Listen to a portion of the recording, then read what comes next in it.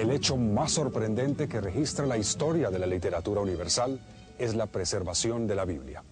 Desde tiempos remotos, las Sagradas Escrituras han sido objeto de innumerables embates que han puesto en peligro su conservación. Pese a todo, en el tercer milenio de la era cristiana, el mensaje dado de Moisés hasta Juan aún prevalece. Esto ha motivado a que la obra que guarda la palabra de Dios también se conozca como el libro indestructible. Las Sociedades Bíblicas Unidas presentan el libro indestructible.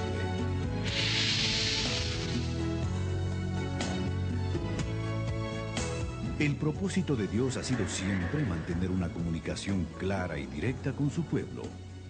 Moisés fue el gran líder hebreo con quien el Señor hablaba y quien tuvo la labor de comunicar sus decretos y sus leyes al pueblo hebreo.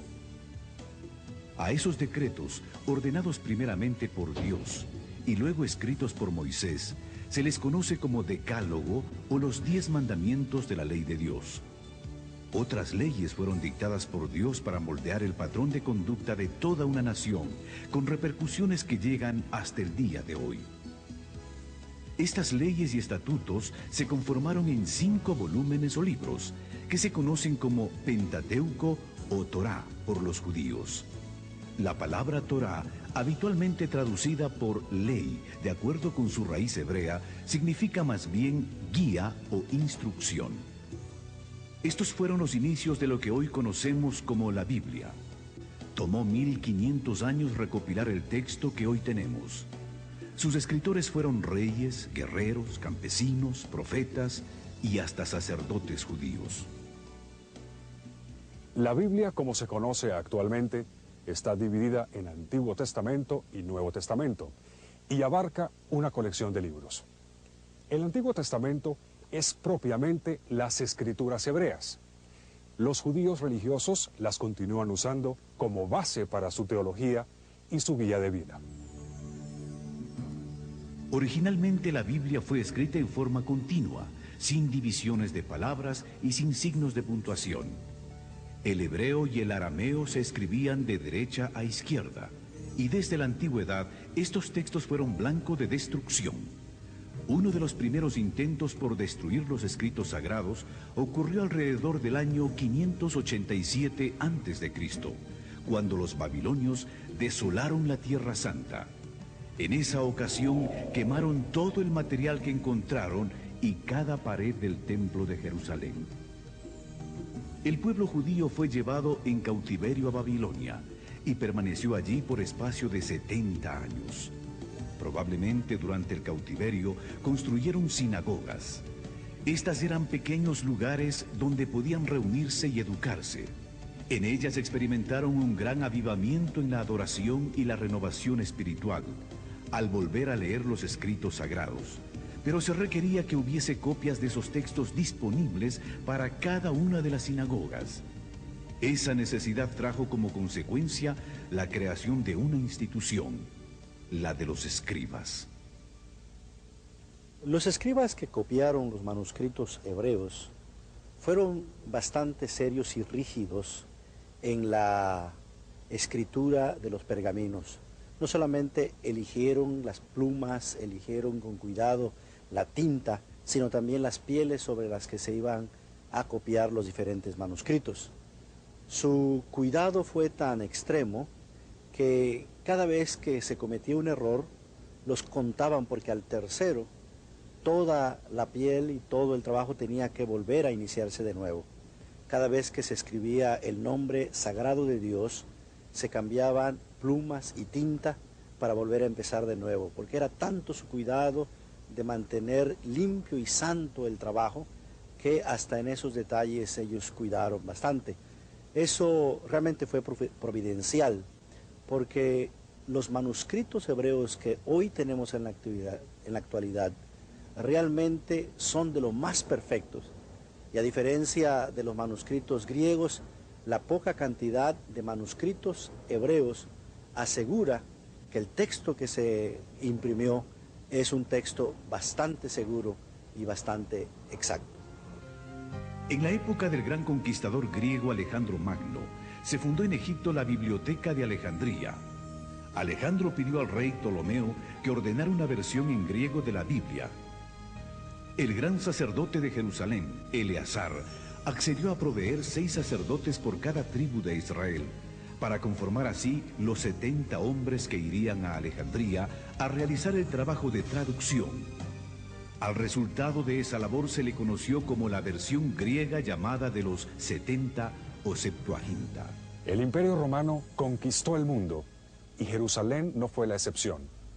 Durante ese dominio surgió la personalidad que cambiaría la historia humana para siempre: Jesús de Nazaret. En los primeros 4 libros del Nuevo Testamento se encuentra el testimonio de la vida y los hechos de Jesús. Inicialmente los evangelios correspondieron a una tradición oral, pero después de la muerte y resurrección de Jesús, muchos detalles empezaron a perderse. Por eso se hizo necesario escribir estos acontecimientos para evitar toda confusión. Este fue el propósito de Lucas, el médico amado, a quien se le atribuye haber escrito el Evangelio de Lucas y los Hechos de los Apóstoles. La propagación del Evangelio por medio de las prédicas de Pablo hizo que la Biblia llegara también a costas extranjeras y en griego, que era el idioma más extendido en la época, expandiéndose por el Asia Menor, y gracias al tráfico comercial entre Jerusalén y Roma, el cristianismo llegó a Europa. Miles de cristianos fueron quemados en hogueras o lanzados a los leones. Los cristianos se refugiaban en las catacumbas de Roma para escapar de la persecución al movimiento. Después de la ascensión de Jesús, los hechos de su vida y sus preceptos se hacían en forma oral, pero a medida que los testigos presenciales de Jesús iban muriendo, se perdía con ellos todo un tesoro de acontecimientos, imposibles de reconstruir, a menos que fuesen puestos por escrito. De esta manera, los evangelios surgen como una necesidad de quienes se habían constituido en seguidores de Jesús para mantener presentes sus obras y sus enseñanzas. Dios obra de manera misteriosa para preservar su palabra en cualquier época de la historia humana. El primer siglo se caracterizó por el establecimiento de un movimiento cuya persecución fue encabezada por un celoso de la ley llamado Saulo. Después de una milagrosa conversión, ese perseguidor de la iglesia llegó a ser el autor de más de la mitad del Nuevo Testamento. También fue el responsable de la expansión del Evangelio por Asia Menor. Los años que siguieron a la ascensión de Jesús vieron el surgimiento de la iglesia y la expansión del cristianismo. Primero en Jerusalén y Judea, después al resto de Palestina, incluyendo Samaria, y se extendió hasta el resto de lo que hoy se conoce con el nombre de Asia Menor. El personaje más importante en la expansión del cristianismo en esta parte del mundo fue el apóstol Pablo.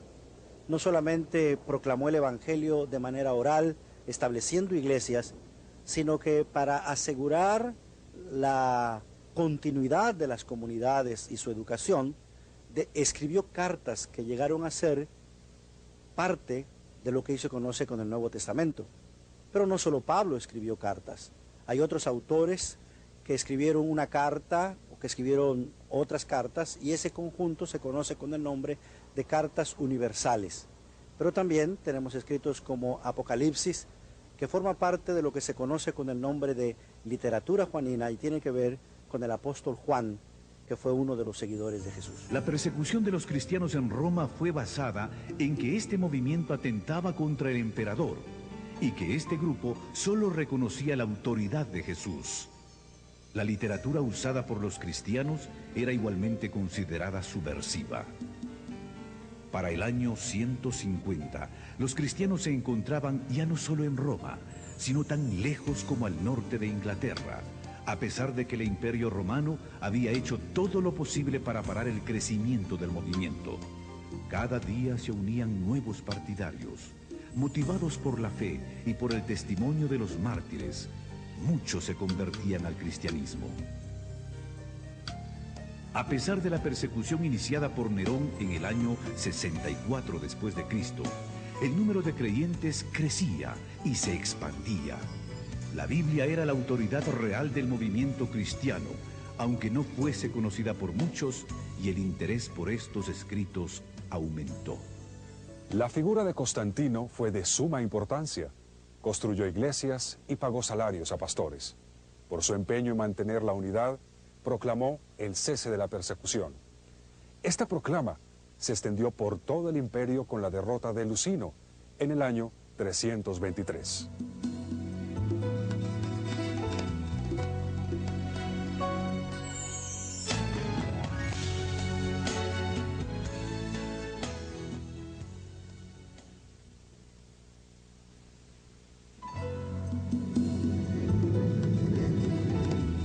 La canonización de los textos bíblicos implicó un proceso lento y de varias etapas.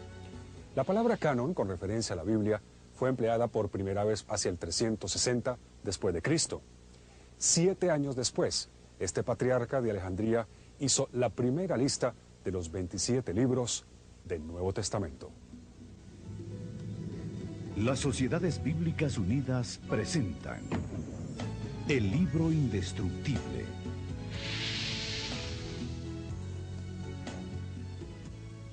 En el año 397, el Sínodo de Cartago dio su primera aprobación a los 27 libros. Con esto se reafirmaba la autoridad del Nuevo Testamento. Para el año 400, el latín se había convertido en una lengua importante para comunicar enseñanzas religiosas, por lo que se necesitaba una traducción confiable de las Escrituras. Jerónimo se mudó a Belén y se dedicó a traducir las Escrituras al latín. En el año 405 completó su misión. Su trabajo es conocido como la Vulgata, o Biblia de lenguaje común. El latín se convirtió en la lengua oficial de la Iglesia Católica Romana hasta este siglo. Cada nación protestante usó su propio idioma. El griego siguió como idioma oficial en el Oriente. Hacia el año 555, el Imperio Romano iba en decadencia producto de las invasiones de pueblos bárbaros como los germánicos, lombardos y muchos otros, quienes terminaron conquistando el imperio. Desde el siglo V, por mencionar una fecha, el Imperio Romano entra en una gran crisis debido a debilitamiento interno y también a la presión que ejercían las tribus llamadas normalmente bárbaras de las fronteras del imperio hacia afuera, que poco a poco se van infiltrando, se introducen dentro del imperio y luego esto favorece cuando la invasión militar de esas tribus se produce y el imperio romano cae. El año 476 se considera como símbolo del tránsito del mundo antiguo a la Edad Media, y esta Edad Media generalmente es considerada como una época de oscuridad, que es una caracterización, en mi opinión, falsa, pues aunque sí hubo ciertos problemas que se plantearon a ese respecto, sin embargo, la Edad Media fue también un foco de cultura, especialmente para transmitir la cultura antigua que llegara hasta el mundo moderno y de hecho hasta nuestros días. En este periodo se crean las universidades, primero a partir de las escuelas catedralicias y palatinas, con Carlomagno, y luego florecen las grandes universidades en varios países de Europa, Francia, Alemania, Inglaterra, España, y esos fueron centros de cultura.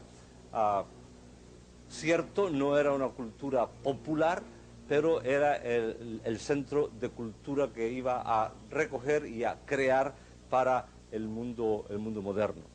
También a partir del siglo XI se produce un fenómeno muy característico de esta época, que son las cruzadas. Se creó un espíritu, especialmente en el mundo occidental cristiano, y un deseo de recuperar las llamadas tierras santas que estaban en manos de los turcos, de los musulmanes, y se consideraba que eso era casi un sacrilegio.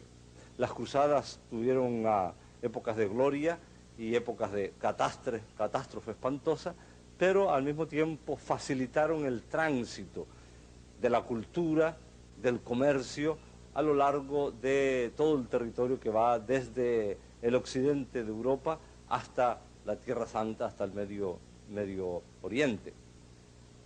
Esto también va creando el ambiente propicio para que ya, especialmente en la última parte de la Edad Media, comenzaran a preocuparse algunos cristianos por traducir textos bíblicos a idiomas, los idiomas modernos de aquella época, puesto que a partir de la traducción de San Jerónimo, conocida como la Vulgata, de la cual ya se ha hablado, el latín se convierte en la lengua oficial de la Iglesia, y la traducción de esa Biblia al latín, la Vulgata, era la traducción oficial que la Iglesia utilizaba para todos sus usos del texto bíblico.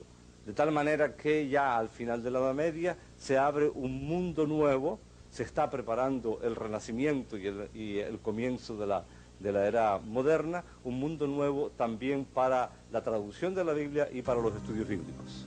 En el siglo XIV, John Wycliffe de Inglaterra, quien se considera el padre de la Biblia en inglés, sostenía que la Biblia contiene la revelación de Dios. Aseguraba que no se necesitaba ninguna enseñanza adicional por parte de la Iglesia ni de las autoridades. Wycliffe reiteró que la Biblia debía ser traducida al lenguaje del pueblo. La Biblia en inglés no era conocida en Inglaterra, puesto que se contaba con la versión latina de Jerónimo del año 405. Wycliffe terminó la traducción del Nuevo Testamento a partir de la Vulgata latina en el año 1380.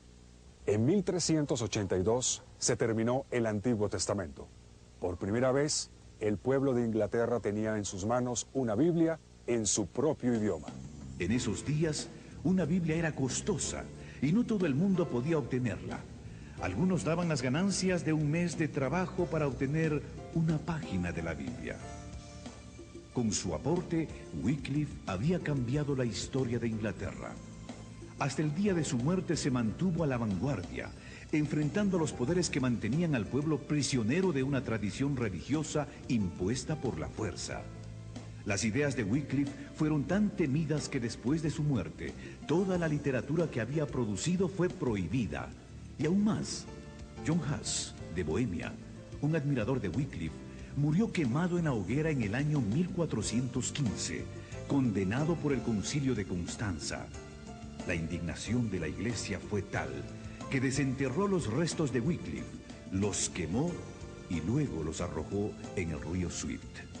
Una vez más, la Biblia era el eje central por el que los cristianos comprometidos estaban dispuestos a arriesgarlo todo, aún sus vidas, para que la palabra de Dios llegase a todo ser humano. Martín Lutero inicia un hecho que cuando lo realiza no debió haber tenido mayor significado. De hecho, ya había hecho algo semejante años antes y lo que él había hecho había pasado casi inadvertido. El 31 de octubre de 1517, Martín Lutero coloca en la puerta de la abadía de Wittenberg, en cuya universidad Martín Lutero era profesor de Sagrada Escritura, 95 tesis en las que él cuestionaba algunas cosas que le parecían que debían cuestionarse respecto de la actitud de la Iglesia oficial, la Iglesia dominante, la Iglesia católica. Martín Lutero colocó estas tesis no en alemán, sino en latín, porque estaban dirigidas simplemente a los eruditos de la universidad en la que él enseñaba. Y lo único que él pretendía era iniciar una discusión académica con sus colegas sobre los temas que él planteaba. Sin embargo, inesperadamente, aquel acto de colocar las 95 tesis, que era un acto sencillo, pero la reacción fue totalmente inesperada para el propio Martín Lutero, porque creó un polvorín hasta tal punto que hoy se considera que el 31 de octubre de 1517 es la fecha simbólica con que se inicia la reforma protestante del siglo XVI.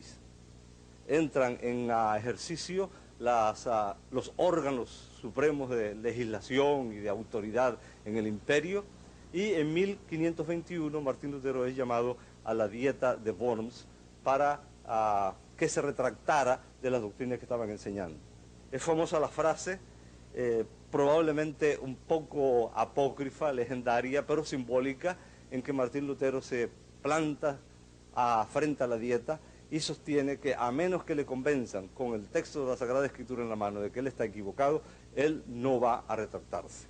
Amigos de Martín Lutero lo secuestran literalmente cuando sale de la dieta, lo llevan al castillo de Wartburgo y eso que al principio podría parecerle a uno que fue también una especie de pequeña catástrofe, se convirtió en algo muy significativo. Porque mientras estuvo en el castillo de Wartburgo, Martín Lutero tradujo el Nuevo Testamento del griego al alemán, iniciando también de esta manera algo muy significativo, porque años más tarde termina la traducción completa de la Biblia y los especialistas en germanística señalan que esa traducción fue un hito muy, pero muy significativo en la formación de la lengua literaria de lo que hoy es el alemán.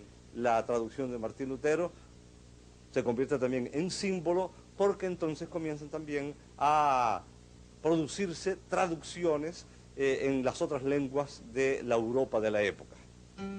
Pero en 1529 fue derogado dicho principio y se prohibió la difusión de la religión evangélica. Entonces fue presentada una protesta formal.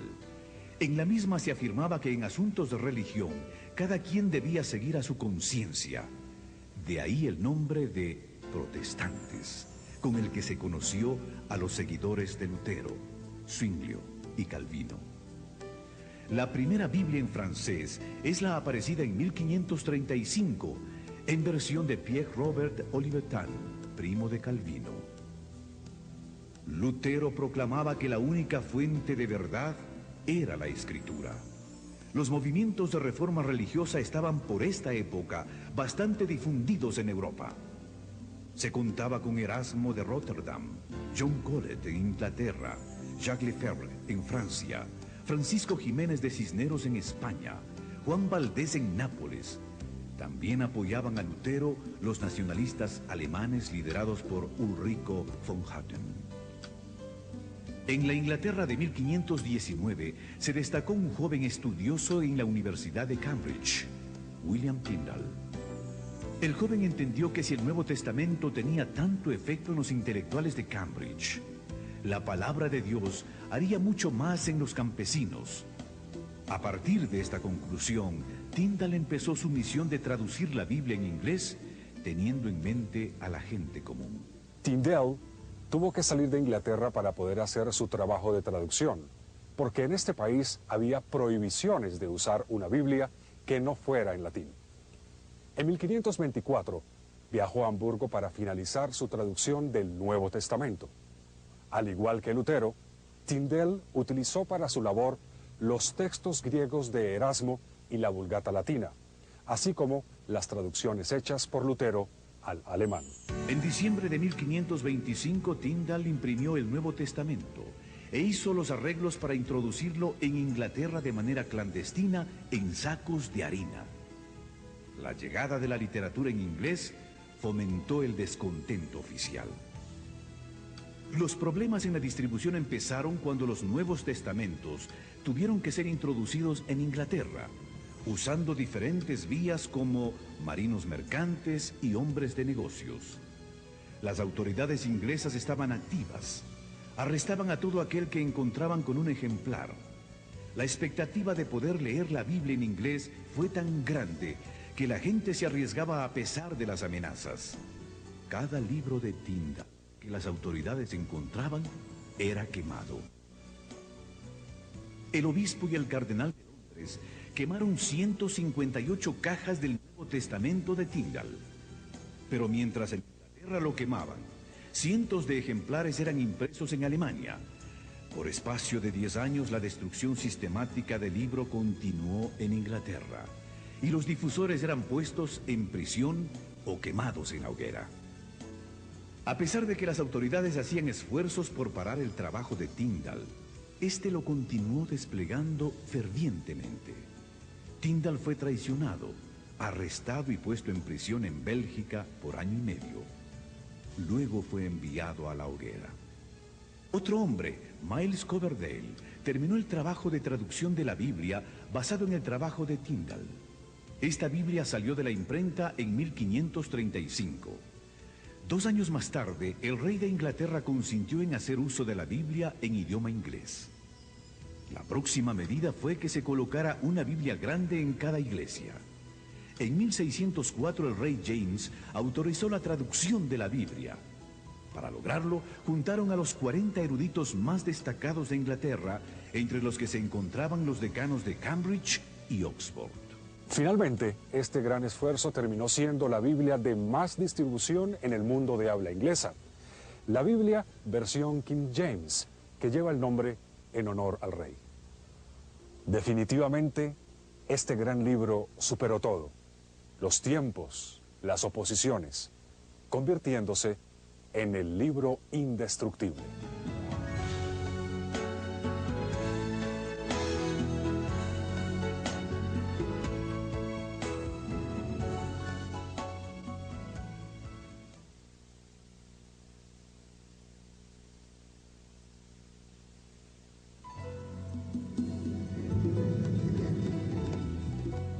En el año 1557, en el monasterio de San Isidro del Campo, en Sevilla, España, un monje de nombre Casiodoro de Reina, admirador y estudioso de Jerónimo, sintió el deseo de traducir la Biblia a su propio idioma, llevando así la Biblia al pueblo hispano de ese tiempo, un gran aporte a la difusión y alcance del libro indestructible. Las Sociedades Bíblicas Unidas presentan el libro indestructible.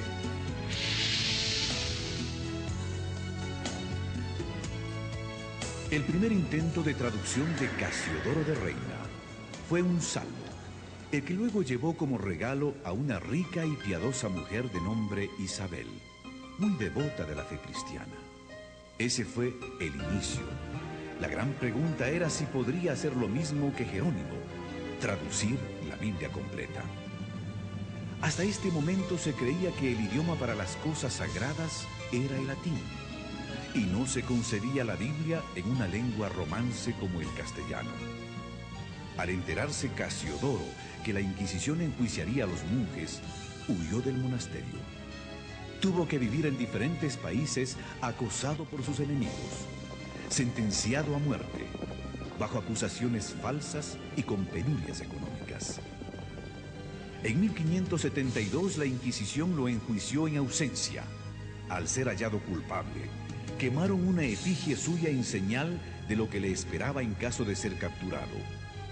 Casiodoro se estableció en Inglaterra. Allí recibió seguridad y protección. La reina le otorgó una pensión para que pudiera continuar con la traducción de la Biblia, pero la persecución no se detuvo. En 1563 sus enemigos le hicieron acusaciones morales. Tuvo que volver a huir, y eso empeoró su imagen y reputación. Después de 12 años de intensa labor en medio de viajes, intrigas, enfermedades y toda clase de contratiempos, en 1569 en Basilea, Suiza, se publicó su traducción de la Biblia al castellano. Un compañero de Casiodoro de Reina en el monasterio de San Isidro del Campo, en Sevilla, en el sur de España, que también había huido de la península ibérica por temor de la persecución, inicia una labor de revisión del texto de don Casiodoro. En la presentación que hace al inicio de su obra don Cipriano de Valera, habla muy elogiosamente de la obra de Casiodoro de Reina, señala que ya es imposible conseguir ejemplares y decide hacer la revisión para ponerla al día porque había habido algunos cambios en cuanto al uso del idioma, sobre todo, y algunos principios que había seguido un Casiodoro de Reina que Cipriano consideraba que debía cambiar. En 1602, en Ámsterdam, se publica lo que a mí me gusta llamar la primera auténtica y original Reina Valera, es decir, la primera revisión que se hace del texto de Reina por don Cipriano de Valera. La revisión de Reina Valera ha sido el texto bíblico más usado por las iglesias evangélicas de habla castellana, tanto en España como en Hispanoamérica y en otras partes donde se usa nuestro idioma. El texto revisado por don Cipriano de Valera, por supuesto, en 1602, fue sometido a diversas revisiones a lo largo de los siglos, muchas de ellas muy poco conocidas, y luego cuando se forman las primeras sociedades bíblicas y después, posteriormente, las Sociedades Bíblicas Unidas, se hacen las revisiones más conocidas en el día de hoy. La de 1909, publicada por la Sociedad Bíblica Británica y Extranjera, es la Biblia con la que yo me eduqué en la fe. La de 1960, que es la de más amplio uso en la actualidad, y la de 1995, la última revisión hecha por Sociedades Bíblicas Unidas, que ha entrado en circulación entre el pueblo cristiano del mundo de habla hispana hace varios años. La persecución en Europa llevó a un grupo de puritanos a convertirse en peregrinos que después emigrarían de Ámsterdam a Inglaterra, buscando la manera de salir hacia nuevos horizontes. Y así fue como en 1620 llegó la Biblia a los Estados Unidos. Los primeros 600 ejemplares de la Biblia en español, enviados por la Sociedad Bíblica Británica y Extranjera, llegaron a Buenos Aires y a Montevideo en 1806. Entre 1804 y 1807 se imprimieron 20.000 ejemplares del Nuevo Testamento en portugués, que marinos y comerciantes distribuyeron en las costas de Brasil. Entre los años 1808 y 16 se repartieron en las Indias Occidentales, Honduras y las Guyanas 4.000 ejemplares de la Biblia y 11.500 Nuevos Testamentos en español, francés, inglés y holandés. Comerciantes, viajeros y piadosos capitanes de barcos también diseminaron ejemplares del texto sagrado por las costas de América Latina. Parece que las primeras sociedades auxiliares para la distribución de la Biblia en América Latina fueron las organizadas en 1818 entre los negros de Barbados y Bermuda. 4 años antes de la liberación de los esclavos en el Caribe, se publicó una edición bilingüe del Nuevo Testamento en dialecto africano e inglés, que fue destinada a los misioneros moravos en Surinam. De ella se realizaron subsecuentes ediciones hasta 1889. Sin lugar a dudas, el misionero más dedicado a la obra de la distribución de la escritura en este periodo fue James Diego Thompson.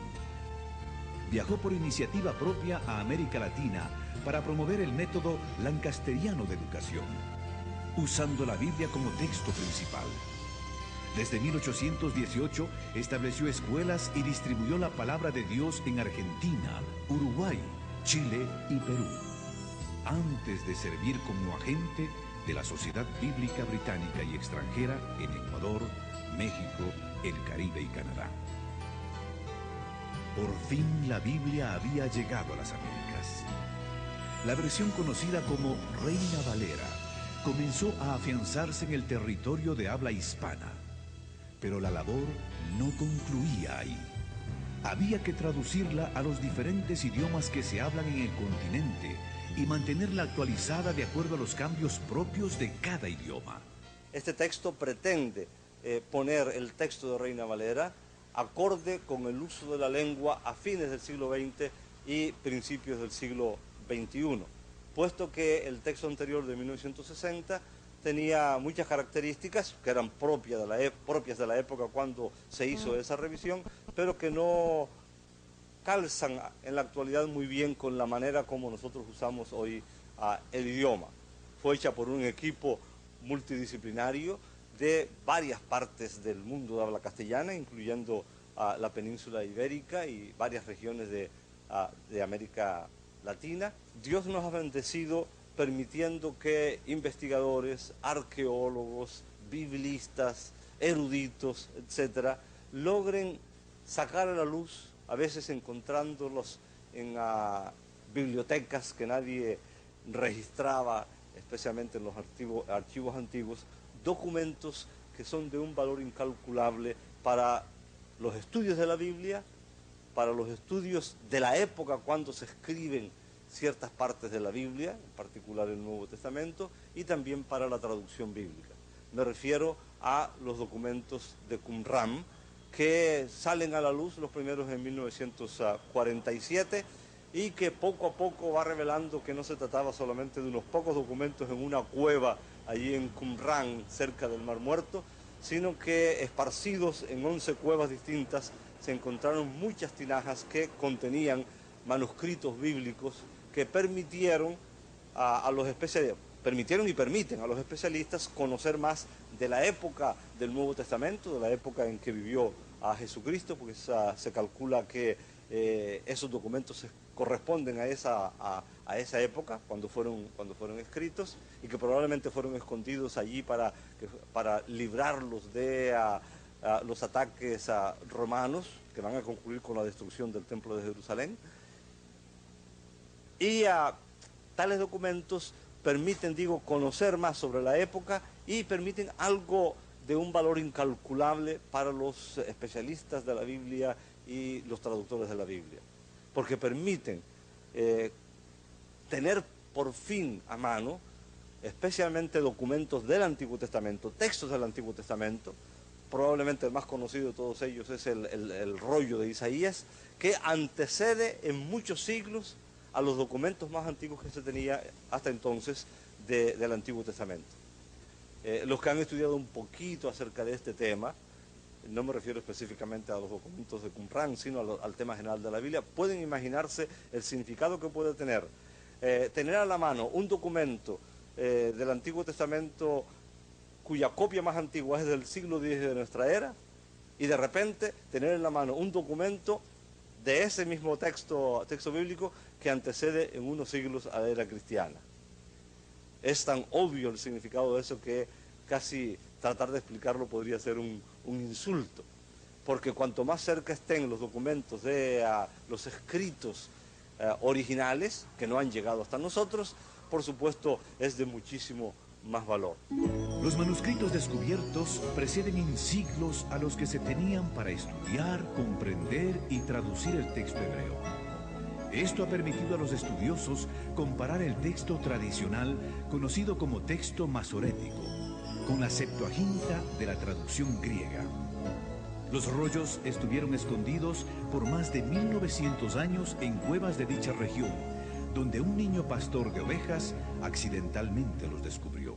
Gracias a la investigación continua, a la tecnología contemporánea y al desarrollo de nuevas metodologías de estudios bíblicos, los creyentes del nuevo siglo están en una posición ventajosa para la comprensión del mensaje de las Escrituras. La expansión de las comunicaciones vía satélite, por computadoras, telefonía celular, el fax y la internet abre nuevas puertas para que la palabra de Dios llegue a cada rincón del planeta. La intención de Dios es que su palabra llegue a cada ser humano.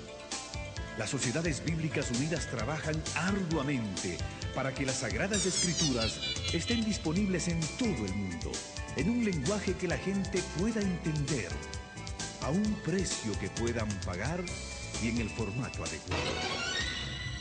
A pesar de todo este esfuerzo, las estadísticas nos siguen retando. La población mundial se estima en 6.000 millones de habitantes. De ellos, menos de 2.000 millones son cristianos. En la actualidad, hay más de 6.000 idiomas en el mundo. De ellos, solo 2.195 idiomas cuentan, por lo menos, con una porción de la Biblia. 3 de cada 4 cristianos aún no tienen un ejemplar de la Biblia. El 85% de los cristianos del mundo occidental nunca ha leído la Biblia completa. 300 millones de personas alrededor del mundo no tienen ni un libro de la Biblia traducido a su idioma. 2.000 millones de personas no tienen acceso a la palabra de Dios porque no pueden leer la Biblia o porque no la tienen disponible en medios no impresos. Las Sociedades Bíblicas Unidas han publicado varias versiones contemporáneas de la Biblia en castellano. Destacan de manera especial la última revisión de la Reina Valera, que es conocida como Reina Valera 95. También está la Dios habla hoy, que es una revisión o edición de la Biblia en versión popular. Y últimamente la Biblia en lenguaje sencillo, que es una traducción que busca alcanzar al público infantil, pero también a ese público especial que nosotros conocemos con el nombre de nuevos lectores. El trabajo de traducción de la Biblia también ha integrado nuevas tecnologías, como lo es la computadora, Hoy día, prácticamente en todos nuestros proyectos de traducción, la computadora ha venido a jugar un papel muy importante. No solamente en la traducción del texto mismo, sino en el uso de diferentes herramientas que han venido a agilizar el trabajo de traducción. Y llama la atención hacer la comparación entre los primeros materiales que se usaron para la transmisión del texto, los papiros, los códices, los pergaminos, cuando vino la imprenta, el papel. Así que le damos gracias a Dios que nos ha permitido que cada vez que surge un elemento nuevo en la tecnología puede ser de inmediato integrado en nuestro trabajo de traducción. Y esto pues no solo se nota en la traducción, sino también en la producción y en la distribución de las Sagradas Escrituras. Además hay que agregar el hecho de que hemos involucrado en nuestro trabajo de traducción otros medios de comunicación como lo son el video, el audio, y para ello los consultores de traducción, los equipos de traducción están siendo ayudados, entrenados al uso de esta nueva tecnología, de cómo traducir la palabra de Dios, enfatizando la oralidad del texto, o en el caso de los videos, todo el tipo de trasfondo, de materiales visuales que tienen que ser integrados, pero que reflejen de manera fiel el mensaje de la palabra de Dios. En la era de la informática, ya contamos con una compubiblia, es decir, la Biblia en CD-ROM. Y para las generaciones más jóvenes, la Biblia está disponible en audio y en video. Para los invidentes o aquellas personas con problemas visuales, la Biblia está disponible en el sistema Braille de lectura. La historia de la Biblia nos presenta un libro que fue perseguido por sus enemigos y protegido por Dios. Porque su propósito es comunicar salvación a todas las generaciones. Gracias a todo el esfuerzo, la fe que una vez fue dada a los santos nos fue entregada en herencia. La palabra divina que la genera llegó hasta nosotros. Tertuliano, uno de los padres de la Iglesia en Occidente, declaró: la sangre de los mártires es la semilla de la Iglesia. Y eso se hizo evidente cada vez que un cristiano fue martirizado, porque Dios levantaba 10 creyentes para que tomaran su lugar. 4000 años son difíciles de resumir, pero la Biblia no es lo único que ha resultado del largo proceso de formación del canon. La colección de los libros considerados como inspirados por Dios también nos hablan de nuestro constante peregrinaje de fe. En este nuevo siglo, hagamos como el pueblo hebreo, que un día al regresar del exilio volvió a la Biblia y sus corazones se llenaron de gozo y esperanza para el presente y el futuro. El plan de Dios para la humanidad ha sido preservado milagrosamente en forma de una biblioteca que es y será siempre un libro indestructible. Hagamos de este libro indestructible el centro de nuestros valores, la norma para nuestra vida. Digamos al mundo: estas palabras se escribieron para que crean y para que en ellas también tengan la vida eterna.